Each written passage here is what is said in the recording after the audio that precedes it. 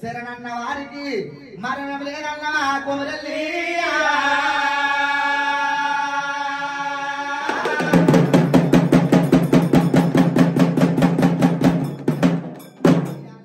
లోపల ముత్యాల గద్ద మీద నీ ముందు పూజలు బంగాళ గద్ద మీద నీ పై పూజలు వాళ్ళు తెలిసి తెలవక వేసిన తప్పులు మన్నించు మల్లన్నా